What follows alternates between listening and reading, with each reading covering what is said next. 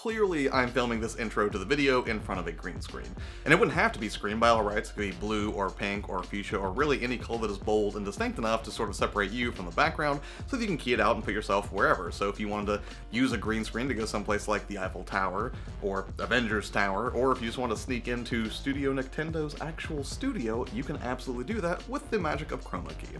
Honestly, you can do all kinds of weird stuff with a green screen, and while that technology used to be sort of unattainable, now it's pretty common, and even apps on your phone can take advantage of it and key out weird stuff in the background so you can just have a little bit of fun with your production. Alright, so I think that's enough of that, but ultimately today I don't want to talk about how to set up a green screen or all of the technical requirements behind using it, but rather what I wanted to talk about was why the Elgato Green Screen is absolutely my favorite one that I've ever owned, and why I wholeheartedly endorse it. But before we dive into the Elgato Green Screen specifically, what I want to talk about first are a few of the different alternatives that are available to you that may be cheaper, but ultimately I think end up costing you in other ways, which don't make them quite as desirable as just splurging on a product like this one. Now, like I mentioned before, you don't even technically need to use green as the color that you're going to key out. However, because even shades like purple are found on Cupid skin tones, we're just going to go ahead and stick with that for the purposes of this video. So yeah, any sort of green backdrop is going to work, so if you wanted, you could just use something like green poster board, or if you wanted, you could just paint a specific wall green and make that your persistent backdrop for doing chroma key kind of shoots, but that's not exactly the most flexible solution, and not everybody wants to paint, an entire wall or section of a wall green in their house.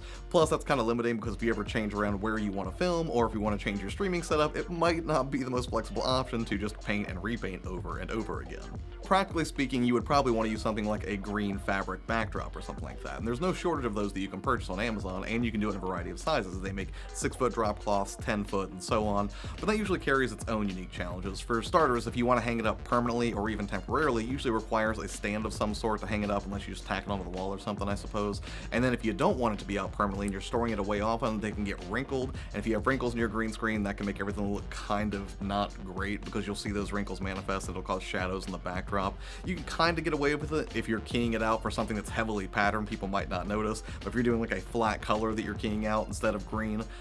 you might be more likely to see all of the wrinkles and inconsistencies, which means that you kind of have to iron it, or you can use like a portable steamer to get wrinkles out. I've done that before, but ultimately not my favorite solution for doing chroma key stuff. Finally, there's another type of collapsible green screen that's pretty common, and it's basically just like a giant floppy green or green on one side and blue on the other side disc that kind of has a metal frame, and the whole thing can sort of be twisted down into a circle and stored in a bag when you're not using it. However, those also usually require you to have an external stand to stand them up properly, make sure they don't go anywhere while you're filming, and also they are a huge pain to take out and to put away. I mean, usually you can unpack them pretty easily, but trying to twist it down is like some kind of a bizarre sort of puzzle you would find on the table at a Cracker Barrel or something. It's not fun. I've used these before, and while they're technically a step up from just using a regular green fabric backdrop, or certainly like painting a wall green or using poster board or something like that, the irritation of constantly having to collapse them down and shove them back in a bag gets really old after a while, and at a certain point you're just like, I don't want to use green screens at all.